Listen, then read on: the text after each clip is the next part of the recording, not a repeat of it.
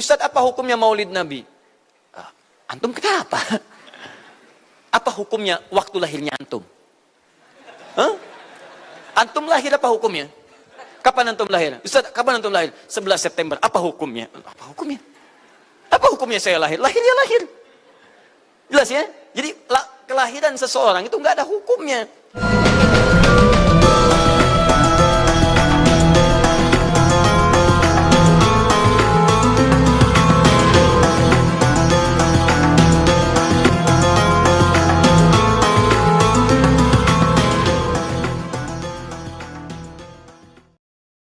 Sudah bagus. Mengenai peringatan Maulid Nabi Muhammad SAW, apa hukumnya? Dan bagaimana kalau umat Islam memperingatinya? Terima kasih atas pencerahannya. Waalaikumsalam warahmatullahi wabarakatuh. Baik, saya ingin kita paham dulu akar persoalannya. Al-Quran, surah ke-61, ayat yang ke-6, paling kiri sebelah atas. Quran, surah kedua Al-Baqarah, ayat 129, paling kiri sebelah atas. Kemudian Al-Quran, surah Yunus 10, ayat 57 sampai 58. Ditutup dengan At-Taubah di dua ayat terakhir. Taib. Sudah? Sekarang saya ingin coba kita membiasakan dulu untuk menilai sesuatu dengan penilaian secara ilmiah yang bersumber pada dalil-dalil yang ada, tidak sekedar menganalogikan dan main tebak-tebakan. Itu nggak baik dalam menyimpulkan hukum. Ya, Bismillah. Sekarang secara akademis, secara ilmiah, membahas sesuatu oleh para ulama diposisikan dulu, dispesialisasikan dulu dalam bentuk ta'rif namanya, definisi. Jadi kalau Anda ingin membahas sesuatu, kita harus sepakat dengan definisinya dulu. Ya, disebut dengan ta'rif. Ta'rif ini harus punya sifat jami' mani'. Jami' menghimpun semua unsur yang akan didefinisikan. Mani' mengeluarkan segala hal yang tidak terkait dengan definisi. Sehingga pembahasan kita akan fokus pada hal yang akan dibincangkan. Awas, hati-hati. Kita ingin berbicara tentang sesuatu, tapi kita tidak sepakat dengan definisinya. Bagaimana bisa menyimpulkan hukumnya? Dan kelemahan orang-orang sekarang, ketika berbicara hukum, dia tidak tahu apa yang dibincangkan. Sekarang misal, kita akan bertanya tentang maulid. Apa hukumnya maulid? Kita harus sepakati dulu apa itu maulid. Awas, ini penting ini. Banyak masalah yang muncul sekarang, tapi tidak disepakati tentang ini. Banyak orang bahas tentang hukum musik. Hukum musik begini-begini. Begitu saya tanya apa itu musik, bingung dia jawab. Apa itu musik? Anda mesti sepakat dulu musik itu apa. Di zaman Nabi apa yang disebut dengan musik, zaman sekarang apa yang disebut dengan musik. Ketika Nabi menyampaikan hukum musik, apa yang dimaksudkan oleh musik di situ. Kalau antum paham tentang definisinya, maka keluarkan turunan hukumnya. Maka lebih mengerti di situ. Nah sekarang maulid, apa itu maulid? Sekarang begini, maulid atau maulud? Mana yang benar? Bukan Allahu a'lam, harus dicari kita. Mana maulid atau maulud? Antum sibuk menilai, ini maulid tidak benar. Oh, jadi yang benar maulud. Maulud juga tidak benar. Masya Allah. Apa maulid, apa maulud? Baik, lihat. Kalau disebutkan maulid, itu waktu kelahiran. Waktu kelahiran. Awas, hati-hati nih ya, hati-hati. Ada kemarin saya lihat tulisan begitu bersemangat. Masya Allah, panjang-panjang nulis, ternyata salah paham. Pahamnya salah. Ya. Maulid itu ulang tahun. Bukan. Bukan ulang tahun maulid itu. Bukan ulang tahun, bukan peringatan ulang tahun maulid itu. Ingat baik-baik. Kalau pakai peringatan itu pakai Id. Idul Milad. Ya, hari kelahiran, peringatan hari kelahiran, ulang tahun. Tapi kalau cuma maulid itu waktu kelahirannya. Awas, hati-hati ya. Hati-hati dalam memahami sesuatu. Kita masih detil dan jeli dalam memahaminya. Jadi kalau disebutkan maulid itu waktu kelahirannya. Kalau disebutkan maulud itu artinya bayi yang lahirnya. Bayinya yang dilahirkan. Nabinya. Kalau dalam konteks Nabi. Jadi kalau disandingkan dengan kalimat maulidun Nabi, artinya waktu lahirnya Nabi. Jelas ya? Kalau mauludun Nabi, maulud Nabi, itu artinya nabinya. Nabi yang dilahirkan. Jelas? Saya ulang. Maulid apanya? Waktunya. Kalau maulid Nabi artinya apa? Waktu Nabi dilahirkan. Baik, maulud artinya apa? Nabinya. Kalau maulud nabi artinya apa? Nabinya yang lahir. Jelas sampai sini? Sudah. Ya, selesai pembahasan secara bahasanya. Nah, sekarang apa hukumnya maulid nabi? Maulid nabi enggak ada hukumnya. Karena waktu lahirnya nabi, bagaimana kita bisa melekatkan hukum pada waktu lahirnya nabi? Lahir ya lahir. Jelas ya? Ustadz, apa hukumnya maulid nabi? Antum kenapa? Apa hukumnya waktu lahirnya antum? Antum lahir apa hukumnya? Kapan antum lahir? Ustaz, kapan antum lahir? 11 September. Apa hukumnya? Apa hukumnya? Apa hukumnya saya lahir? Lahir ya lahir. Jelas ya? Jadi kelahiran seseorang itu nggak ada hukumnya. Qadar Allah yang menjadikan dia terlahir. Dan dengan kelahiran itu dia punya misi dalam kehidupan. Mencari bekal untuk kembali kepada Allah subhanahu wa ta'ala. Jadi kalau bertanya hukum kelahiran seseorang, lahir ya lahir. Nggak ada hukumnya di situ. Paham ya? Hukum itu terletak pada perbuatan seseorang, bukan pada kelahiran seseorang. Ketika dia berbuat dengan aspek kesadarannya, maka muncul hukum di situ.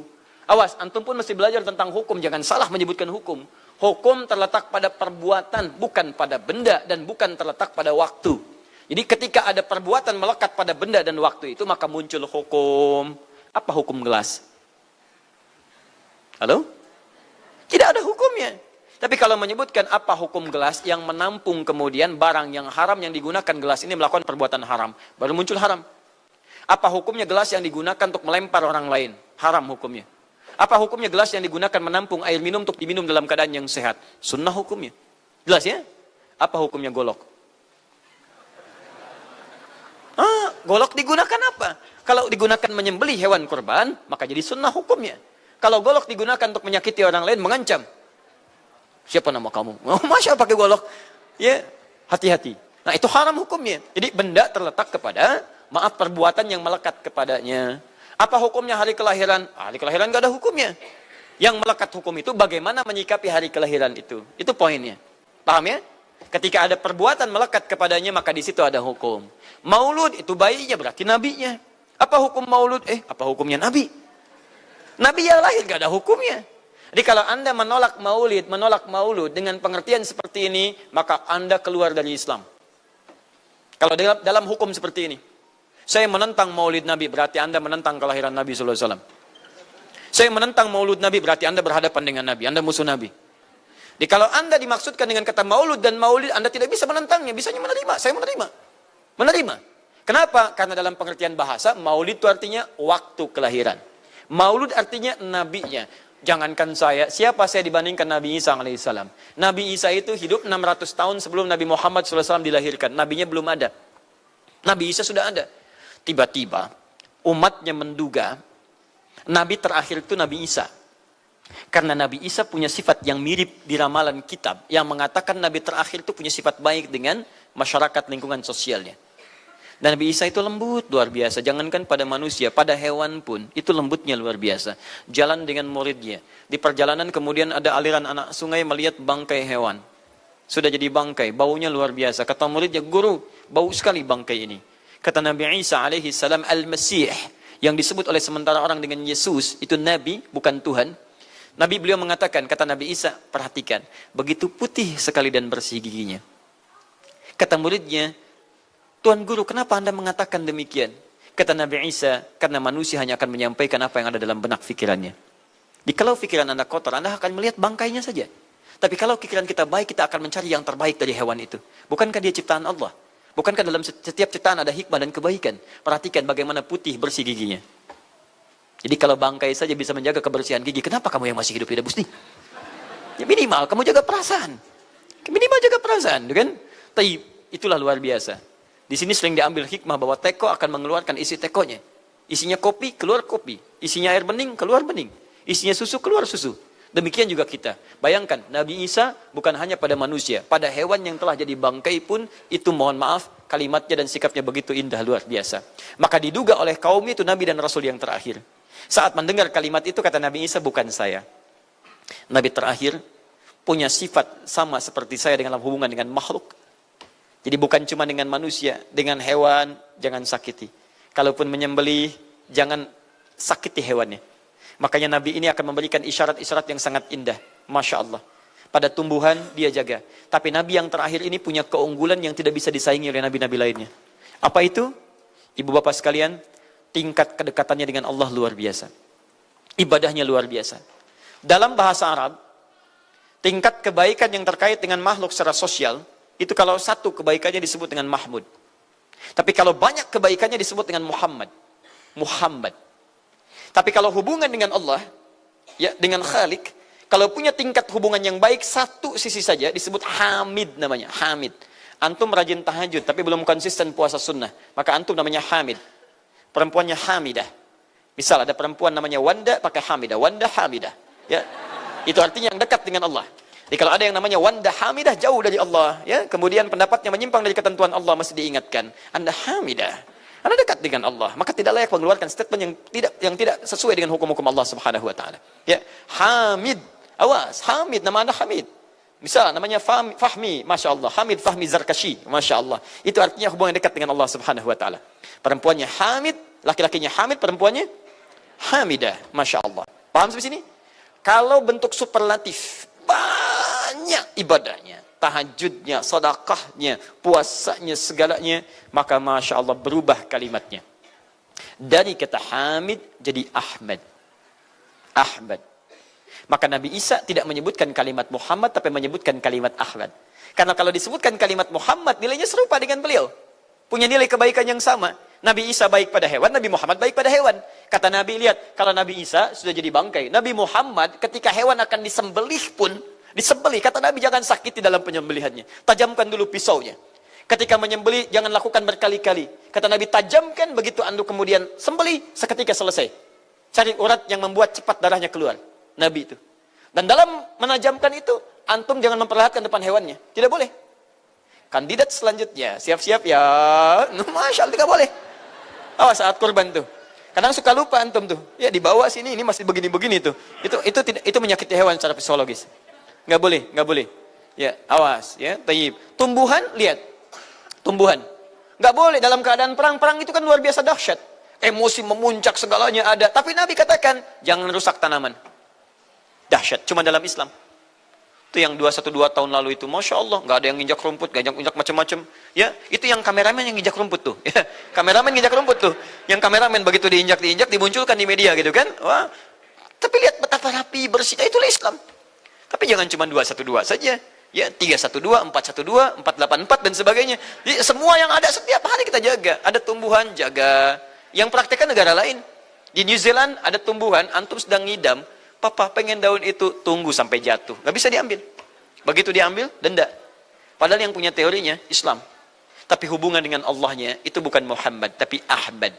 Makanya Nabi Isa mengatakan, wa mubasysyira bi rasulin ya'ti min ba'di ismuhu Ahmad. Saya kasih kabar gembira. Rasul terakhir bukan saya. Tapi seseorang yang nilai ibadahnya lebih daripada saya. Jaminan surganya sudah ada. Bahkan turun surah kepadanya. Inna a'tainakal kautsar. Dirinya dijaga dari kesalahan, maksum. Sifatnya luar biasa baik. Tapi itu tidak menghentikan dia untuk mendekat kepada Allah dengan sifat yang luar biasa. Kata Sayyidah Aisyah di Al-Bukhari, nomor hadis 2010 sampai 2012. Ya Rasulullah, alam takun ma'suban. Alam takun madmunan. Lima hakadha. Kenapa sampai bengkak-bengkak begini Anda tahajud? Bukankah Anda dijamin masuk surga? Dijaga dari kesalahan. Apa kata Nabi? Afala akunu abdan syakura. Apa aku nggak boleh jadi hamba yang bersyukur kepada nikmatnya Allah Subhanahu wa taala. Tahajudnya sampai bengkak. Nabi, Rasul, ahli surga, dijaga dari kesalahan, tidak ada hisabnya, masih mau tahajud sampai bengkak kakinya. Ditanya oleh istrinya, kenapa sampai begini? Kata beliau, ringan saja. Nggak boleh aku bersyukur. Masya Allah, ada orang Nabi bukan, Rasul bukan. Surga belum ada jaminan, amal berantakan, hisab menegangkan. Masya Allah, bangun mata bengkak. Kaki biasa. Tahajud tidak subuh lewat. Ini Masya Allah. Cita-cita surga Firdaus. Luar biasa. Makanya Nabi Isa mengatakan Ahmad bukan Muhammad. Dan ini bukan isyarat Nabi baru. Karena nama yang melekat pada Nabi terakhir semuanya sifat. Bukan nama zat. Ini bukan melegalkan ada seorang bernama Nabi baru datang kemudian namanya Ahmad. Bukan. Kata Nabi, saya Nabi terakhir. La Nabi ya ba'di, nggak ada Nabi setelah saya. Jadi nggak ada istilah Ahmadi. Pengikut Ahmad nggak ada. Ya, dalam arti pengikut Nabi Muhammad sallallahu alaihi wasallam. Yang jadi clue persoalan kita terkait dengan pertanyaan ini, Anda bisa bayangkan, Nabi Isa 600 tahun sebelum lahirnya Nabi Muhammad sallallahu alaihi wasallam. Perhatikan, ikutan bahagia dengan kelahiran Nabi. Sampai kebahagiaannya diungkapkan pada umatnya. Saya kasih kabar gembira ya. Nggak mungkin orang kasih kabar gembira perasaannya sedih. Kenapa saya kasih kabar gembira? Nggak ada. Kasih kabar gembira itu dalam keadaan bahagia hatinya. Kalaupun menangis, tangisan kebahagiaan. Anda bisa bayangkan, Nabi, Rasul, mukjizatnya hebat. Sekali usap penyakit sembuh. Menghidupkan orang mati, keduanya dengan izin Allah subhanahu wa ta'ala. Bahagia dengan kelahiran Rasul sallallahu alaihi wasallam. Antum Nabi bukan, Rasul bukan. Maaf, tidak punya mukjizat seperti Nabi Isa. Mayat dipanggil-panggil nggak bangun, diusap penyakit makin sakit. Tuh, lalu antum tidak bahagia dengan kelahiran Nabi, antum siapa? Nabi Isa aja bahagia, masa antum bukan Nabi tidak bahagia? Dan hebatnya, ada orang bisa bahagia, nabinya belum lahir. Biasanya sifat bahagia dalam kelahiran itu setelah bayinya lahir, bukan sebelum lahir. Alhamdulillah. Akhi, kenapa antum? Alhamdulillah, saya punya anak laki-laki, namanya Abdurrahman. Kapan? Nanti setelah menikah. Ini Masya Allah. Nikah aja belum, kenapa bisa memberikan kabar gembira? Antum kenapa, akhi? Itu lihat, akhi boy tiba-tiba seperti itu. Orang bingung. Akan bubar pengajian kalau ustadznya begitu. Ya. Jadi, mustahil ada orang memberikan kabar gembira ketika bayinya belum lahir. Tapi kemuliaan Nabi Muhammad SAW menjadikan seorang Nabi Isa belum lahir, nabinya sudah merasakan gembira dan memberikan kebahagiaan pada umatnya. Kalau bukan Nabi Muhammad, mustahil. Ada kemuliaan tersendiri bagi Nabi Muhammad SAW. Setiap Rasul menantikannya. Nabi Isa menantikan. Masa antum tidak menantikan itu? Jadi kalau ada orang menolak maulid dalam arti waktu kelahirannya, maka dia telah ingkar pada Nabi Muhammad SAW. Maulud Nabi Ibrahim AS. Antum kenal Nabi Ibrahim? Oh, Masya Allah. Luar biasa.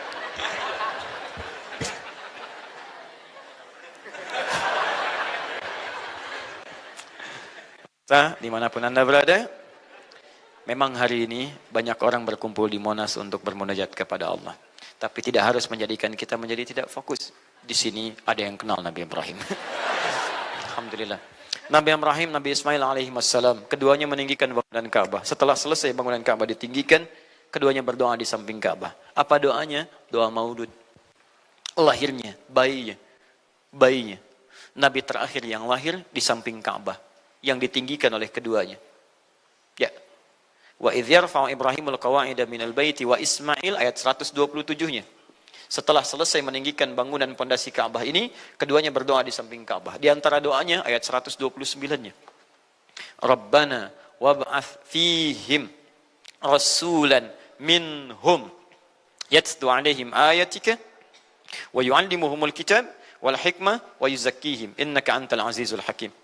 Ya Allah, mohon utus seorang rasul dari kalangan mereka di tempat ini yang lahir di sekitaran ini. Jadi ada rasul yang lahir di dekat sekitaran Ka'bah. Hasil penelitian, tidak ada rasul satupun yang lahir di dekat Ka'bah kecuali Nabi Muhammad SAW. Ya. Jadi artinya doa dua nabi tadi dikabulkan oleh Allah Subhanahu wa taala. Nabi Ibrahim, Nabi Ismail. Dan tahukah Anda, keduanya berdoa jauh sebelum kedatangan Nabi Isa. Saya pernah katakan 30 generasi sampai Nabi Ibrahim, tadi Nabi Muhammad SAW. Muhammad SAW bin Abdullah, bin Abdul Muttalib, bin Hashim, bin Abdul Manaf, bin Qusay, bin Murrah, bin Kilab, bin Ka'ab, bin Ghalib, bin Fihir, bin Malik, bin Nadar, bin Kinana, bin Khuzaimah, bin Mudrikah, bin Ilyas AS, bin Nizar, bin Mudar, bin Ma'ad, bin Adnan, bin Addi, bin Adri, bin Muqawwam, bin Nahur, bin Tarif, bin Ya'ruf, bin Yasjub, bin Nabit, bin Ismail AS, bin Ibrahim AS. 30 generasi. Ulangi Mas Boy. 30 generasi. Dari Nabi Ibrahim sampai Nabi Ismail alaihi wassalam, ya sampai kemudian ke Nabi Muhammad sallallahu alaihi wasallam. Anda bisa bayangkan enggak? Dua orang nabi, dua orang rasul. Gelar yang pertama Ibrahim alaihissalam Khalilullah, yang paling dekat dengan Allah.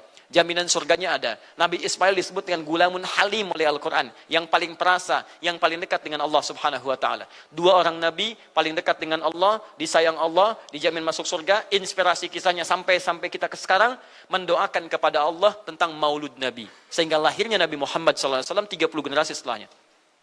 Antum, Nabi bukan, Rasul bukan, tidak sedekat keduanya dengan Allah, jaminan surga nggak ada, hisab menegangkan, amalan berantakan. Kisah hidup antum belum tentu jadi inspirasi di masa depan. Sekarang pun tidak. Tiba-tiba antum menolak maulud, antum siapa? Kalau antum menolak maulud, berarti antum menolak Nabi SAW. Dalam pengertian baiknya. Jelas ya? Jadi kalau kemudian ada disebutkan maulid dan maulud, itu artinya maulid waktu kelahiran, maulud bayi yang dilahirkan. Sekarang bagaimana menyikapi maulid dan maulud itu? Saya tahu nabinya dilahirkan, nabinya sudah ada. Jelas ya? Maka kemudian saya pun tahu waktu kelahirannya. Bagaimana aku menyikapi itu semua? Maka Masya Allah, Quran surah ke-11 tadi, 10 tadi, Yunus, ayat 57 sampai 58. Kalau sampai kemudian ke 58-nya, faliyafrahu. Gembira antum. Gembira, bahagia, silahkan. Ya, maksud tidak gembira, Nabi Isa gembira, kita tidak gembira. Ya, Nabi Ibrahim gembira, kita tidak gembira. Nabi yang tidak melihatnya gembira. Masa kita yang mendapatkan bagian Nabi tidak gembira? Jelas ya? Nabi yang mengharapkan hadir saat kedatangannya, gembira. Kita yang mendapatkan kedatangan beliau walaupun tak mampu melihatnya, dan kita menjadi umatnya, masa tidak gembira? Umat dulu bukan bagian umat Nabi Muhammad, karena Nabi Muhammad tidak hadir di zamannya. Gembira dengan berita kedatangan Nabi Muhammad, padahal Nabinya belum datang. Masa kita yang jadi umatnya, yang Nabinya telah kemudian kita dapati, walaupun tidak melihatnya, masa kita tidak ikutan gembira? Maka pertama kita mesti gembira. Maka yang kedua, bagaimana mengekspresikan kegembiraan itu? Maka contoh-contoh dari Nabi SAW, bagaimana mengekspresikan kegembiraan-kegembiraan dengan Nabi SAW itu, pertama Nabi sendiri menyikapi hari kelahirannya dengan berpuasa. Di hari Senin. Jelas ya? Ini bagi Nabi sendiri pribadinya. Nanti jadi hukum untuk kita. Maaf saya akan tafsirkan lebih luas karena ini jadi hukum-hukum turunan. Ketika Nabi puasa di hari Senin ditanya, ya Rasulullah kenapa engkau puasa? Kata Nabi, dzaka yauma wulidtu. Bima makna? Ini adalah hari aku dilahirkan. Hari aku dilahirkan. Jadi ini hukum kelahiran. Kalau antum misalnya masuk pada hari dilahirkan, boleh antum ikuti sunnah Nabi SAW. Apa sunnahnya? Puasa. Puasa. Kenapa puasa? Nabi SAW mencontohkan puasa. Hari Senin beliau puasa. Ketika antum puasa Senin, bukan cuma puasa sunnah, tapi ada nilai di situ. Nah kalau hari lahirnya antum bertepatan dengan hari yang tidak diperkenankan puasa, seperti Jumat misalnya, hari kita bahagia, maka kata para ulama, ambil hikmah dari nilai puasa itu. Puasa itu kan dua hikmahnya. Satu, meningkatkan ibadah yang baik. Kedua, mencegah maksiat. Silahkan cek, bukankah saat puasa ibadah antum meningkat? Silahkan cek, saat puasa. Jangankan yang fardu, yang sunnah dikejar kan? Jangankan koran yang dibaca, Al-Quran dibolak-balik. Maksiat ditekan, tidak ada orang puasa maksiat. Tidak ada. Ya, bahkan pelaku maksiat pun saat puasa, libur maksiatnya. Minimal takut batal puasanya. Jangankan maksiat, maaf, mencela orang pun dia tahan. Berdusta dia tahan. Jam 5 bu, tinggal 1 jam mau buka. Dicela orang habis-habisan. Oh, nggak balas dia. Kenapa nggak balas? Kan biasanya antum keras. Habis maghrib. Oh, habis maghrib. Luar biasa. Habis maghrib tuh. Begitu maghrib lupa. Habis maghrib lupa. Ya, kenapa? Dia jaga. Jadi hikmah orang puasa itu kalau sudah puasa, ibadahnya meningkat, maksiatnya hilang. Jadi kalau antum ikut rajin puasa, ibadah tidak meningkat, maksiatnya tetap ada. Ada yang salah dengan puasa antum. Makanya ketika datang hari kelahiran, sebetulnya yang paling tepat, kalau antum bertepatan dengan waktu-waktu sunnah puasa, antum puasa. Senin, antum puasa. Tapi kalau tidak bertepatan dengan waktu itu, hikmah puasa yang antum ambil. Antum koreksi diri sampai dengan hari kelahiran itu, berapa banyak ibadah sudah antum kumpulkan, berapa maksiat antum harus tangisi. Itu hikmah terbesarnya. Bukan rame-rame. Tiup lilinnya. Masya Allah, lilin ditiup, maksiat terus muncul. Apa faedahnya? Kasihan lilin tuh, udah dibakar, ditiup, dengan antum yang salah. Paham ya, teman-teman sekalian? Nah, sekarang bagaimana para sahabat menyikapi kelahiran Nabi SAW, kedatangan Nabi SAW, dan menyikapi keberadaan Nabi SAW. Bukan cuma lahirnya, tapi setiap kedatangannya. Nabi datang dari Madinah, dari Mekah ke Madinah disambut oleh para sahabat yang ada di sana. Nabi datang dengan perang Tabuk, dari perang Tabuk disambut oleh para sahabat di sana. Tala al-badru alaina min thaniyatil wada'i, wajaba syukru alaina mada'alillahi da'i.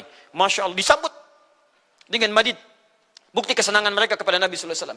Ada yang memuji Nabi SAW seperti Hasan bin Thabit. Buat puisi-puisi memuji Nabi. Seperti Zuhair bin Abi Salma. Tadinya musuh Nabi, begitu masuk Islam memuji Nabi SAW. Ada yang lagi kemudian menghormati Nabi dengan kedatangannya. Dengan mengikuti Nabi kemanapun. Nabi mencontohkan, amalkan. Nabi mengajarkan, ikuti. Masya Allah. Begitu Nabi meninggal, diabadikanlah kemudian nilai-nilai penghormatan itu. Ada yang menulis sejarah tentang Nabi.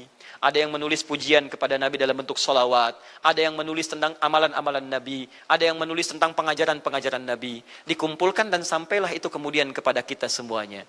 Dan itulah cara terbaik menyikapi tentang maulud dan maulid. Apa cara terbaiknya? Keluarkan ayat-ayat Qur'annya. 1. Quran surah ke-33 ayat 21-nya. Laqad kana lakum fi Rasulillahi uswatun hasanah. Sungguh ada pada diri Nabi SAW suri teladan terbaik untuk kita. Maka jika antum misalnya hadir momentum kelahiran Nabi SAW, maaf, biasanya kalau ada momentum-momentum tertentu orang bersemangat untuk mengingatnya. Silahkan cek. Hari pahlawan, ingat para pahlawan. Hari pahlawan berakhir, tidak ingat lagi. Hari kemerdekaan, ingat sampai pinang dipanjat-panjat. Begitu dipanjat, kenapa panjat pinang? Masya Allah, menghormati pahlawan. Hari pahlawan sampai naik panjat pinang. Luar biasa. Ada yang tarik tambang, ya, menghadirkan energi para pahlawan. Antum bisa bayangkan, momentumnya ada. Begitu hilang itu semua, tiba-tiba hilang lagi kemudian ingatan kita. Artinya, selalu ada momentum untuk mengajak kita mengingat sesuatu. Begitu Ramadan, ingat lagi amalan. Hilang Ramadan, hilang lagi kemudian amalan. Nah, jadi apa yang terbaik dihadirkan? Ketika ada momentum itu, maka para ulama kemudian mencoba untuk menampilkan nilai-nilai tadi untuk mengembalikan kita pada tuntunan Nabi Sallallahu Alaihi Wasallam. Maka ditulislah kemudian sirah-sirah Nabi. Disampaikan untuk mengenalkan Nabi Muhammad SAW. Mumpung mereka ingat. Disampaikanlah pengajaran-pengajaran tentang Nabi. Disampaikan ada pujian-pujian salawat kepada Nabi. Kalau yang dimaksudkan tentang nilai-nilai ini, maka dari dulu sudah ada. Sudah ada. Dan yang sudah ada ini tidak dibatasi dengan waktu. Bukan muncul Rabiul Awal saja. Rabiul Awal ke Safar, datang lagi itu. Safar sebelumnya Safar, Rabiul Awal, kemudian ke Rabiul Akhir, muncul itu. Ke Jumada, muncul itu. Jadi maulid itu tidak dibatasi dengan waktu. Setiap waktu itu maulid. Maulud tidak dibatasi dengan waktu. Setiap waktu itu maulud. Tapi kalau ada momentum bersamaan dengan waktu kelahirannya, kemudian kita hidupkan untuk mengenal kepada Nabi, dalam bentuk yang tadi disunahkan dalam Al-Quran dan Sunnah, itu tidak ada masalah. Yang ada masalah itu adalah ketika menghadirkan hal-hal yang bertentangan dengan Al-Quran dan Sunnah Nabi Sallallahu Alaihi Wasallam. Misal, maaf, dulu orang sudah terbiasa mengkaji tentang Nabi, menyampaikan risalah Nabi. Kemudian diisi misalnya, maaf dengan hal-hal yang bertentangan dengan keadaan-keadaan Nabi. Misal, saya ingin mengajarkan tentang Nabi, tapi ketika mengajarkan tiba-tiba mengatakan, pada saat ini Nabi pun datang bergabung bersama kita. Itu yang tidak kita sepakati. Jelas ya? Misal yang kedua, antum nih, mohon maaf, kerja di instansi. Bertepatan dengan maulid Nabi, kita adakan peringatan. Padahal antum cuma ingin mengeluarkan anggaran saja dari situ. Itu bid'ah. Bid'ah. Mengeluarkan anggaran, sekedar hanya ingin dapat anggaran untuk dalam momentum maulid Nabi, itu yang bid'ah. Maulid bukan makan-makan. Jadi kalau antum mengadakan maulid Nabi hanya sekedar untuk makan-makan, itu yang bid'ah. Tapi kalau antum ingin belajar menghadirkan momentum itu untuk mengisi ta'lim, sama aja dengan ta'lim kita sekarang. Apakah ada hadis Nabi mengatakan ta'lim khusus di hari Ahad jam 8 pagi sampai jam 10? Tidak ada. Jadi ta'lim kita bid'ah ini. Jadi kalau antum pahami setiap yang tidak ada contohnya itu bid'ah, Masya Allah, maka akan ada banyak bid'ah dalam kehidupan. Mushaf itu bid'ah, karena nggak ada contohnya zaman Nabi Sallallahu Alaihi Wasallam. Antum dari ujung kepala sampai ujung kaki itu bid'ah, karena antum tidak ada di zaman Nabi Sallallahu Alaihi Wasallam. Ya, jadi jangan langsung menilai bahwa setiap maulid itu bid'ah. Bukan. Kalau momentum itu ingin diisi dengan ta'lim, ingin memperkenalkan Nabi, ingin mengajarkan syariat-syariat Islam, maka itu tidak ada masalah. Itu mengamalkan petunjuk-petunjuk ayat, bukan mengkhususkan di waktu itu, bukan. Karena ta'lim itu dibuka di setiap waktu, tapi menjadikan waktu itu untuk momentum, karena setiap orang sedang ingat Nabi pada saat itu. Das ya? Kapan lagi kita mendapati orang ingat Nabi? Maka ajarkan itu dan pesankan pada saat itu. Teman-teman, jangan cuma pada waktu ini ya, setiap waktu kita amalkan ingatan kita kepada Nabi Sallallahu Alaihi Wasallam. Makanya saya kalau diundang, Ustadz ada maulid Nabi, saya datang untuk ceramah, untuk menyampaikan pesan-pesan terkait dengan Nabi Sallallahu Alaihi Wasallam. Adapun masalah ritual-ritual saya tidak ikutan. Makanya paham, begitu saya datang pas ceramah. Ceramah, saya berikan ceramahnya. Nabi begini, apa itu maulid? Allahu alam. Bukan Allahu alam, kan antum bikin spanduknya di sini. Apa itu maulud? Maulud. Bukan maulud. Maulud itu begini, maulid itu begini. Ketika kita terangkan, kita sampaikan, Masya Allah. Antum tahu apa yang terjadi? Mereka mulai sholat dengan baik, masjidnya mulai ramai. Besoknya tidak ada ramai-ramai lagi. Begitu ada maulid, ceramah lagi. Ternyata ceramahnya nggak sampai maulid lagi. Besoknya ceramah lagi. Ahadnya ada waktu taklim. Dan itulah cara terbaik untuk memberikan penjelasan kepada masyarakat untuk mencintai Rasulullah Sallallahu Alaihi Wasallam. Paham ya? Jangan seketika, ini maulid bid'ah, Masya Allah. Antum tuh bid'ah dari kepala sampai kaki. Ya. Saya luar biasa kesal. Kadang ada orang bikin perbandingan begini. Maulid Nabi, maulid. Zaman Nabi tidak ada coret. Zaman sahabat tidak ada coret. Zaman tabi'in tidak ada coret. Zaman ini ada. Lalu diserupakan yang ikut-ikut ke sini. Antum kalau mengamalkan hukum seperti ini fatal. Zakat pakai beras. Zaman Nabi coret. Zaman sahabat coret. Ya, zaman tabi'in coret. Zaman ulama coret. Zaman antum ada bid'ah antum. Cara menyimpulkan hukum bukan seperti ini. Lihat turunannya, lihat dalilnya, lihat pemahamannya, lihat turunan-turunan fikihnya. Ya, bagaimana bisa zakat pakai beras ini jadi? Padahal contoh nggak ada, dalil nggak spesifik. Ayo coba temukan, Nabi zakat pakai beras, temukan. Kalau antum menemukan, Masya Allah, saya bermohon kepada Allah supaya Allah mempercepat hajinya antum dan masuk surga tanpa hisab. Tiap hari saya doakan. Tidak cukup dengan amin, cari dulu. Cari di setiap hadis Nabi zakat pakai beras. Saya sampaikan pada antum, sampai kiamat kurang 2 hari, antum gak akan temukan. Sehari lagi buat sadar, ngapain nyari? Ya. Karena Nabi tidak pernah bersentuhan dengan beras. Silakan cari di kitab hadis palsu pun, sepalsu-palsunya nggak akan ditemukan. Capek pemalsu hadis mengarang hadis palsu tentang itu. Nggak akan didengar, nggak akan dilihat. Kenapa? Karena tidak ada. Ya, kata Muawiyah, hadza irqun, itu makanan pokok. Nabi zakat pakai kurma, pakai gandum. Ya, lihat, karena itu makanan pokoknya. Makanya setiap makanan pokok yang digunakan, kata para ulama, mendekati kaidah usul fikihnya. Lihat, kaidah usul fikih diambil di sini. Setiap yang punya keserupaan dengan itu, sekalipun teksnya tidak jelas langsung menunjuk, itu ada isyarat, namanya qorinah namanya. Kalau ada isyarat menunjukkan kepada itu, maka boleh digunakan sebagai alternatif lain dari makanan pokok yang tidak didapati di masa kita dengan generasi yang berbeda. Tapi kalau makanannya sama di setiap generasi, dia zakatnya pakai itu. Makanya orang Arab sampai sekarang pakai kurma, ada yang pakai gandum. Kita makanan pokoknya bukan itu. Antum makanan pokoknya apa? Beras, Masya Allah, beras. Baik pemirsa, beras itu makanan pokok bagi hewan yang bertembolok, ya. Ayam, bebek itu beras. Baik, makanan kita nasi. Dan nasi bersumber dari beras. Baik, nasi bersumber dari beras. Jadi kalau kita ingin zakat pakai beras, boleh tidak? Nah, lihat bagaimana cara pendekatannya. Dalil, belum ditemukan aslinya. Seperti maulid tadi, menyikapi dengan taklim macam-macam, nggak ada nas aslinya. Tapi korinahnya ditemukan, sama-sama makanan pokok, sama-sama taklim, sama-sama meminta untuk ikut ajaran, sama-sama mereka ingat tentang Nabi SAW. Maka semua hukum itu kita terapkan, jadilah hukum terapan dalam kehidupan kita. Paham? Dan itu tidak disebut dengan bid'ah. Jelas ya? Bid'ah.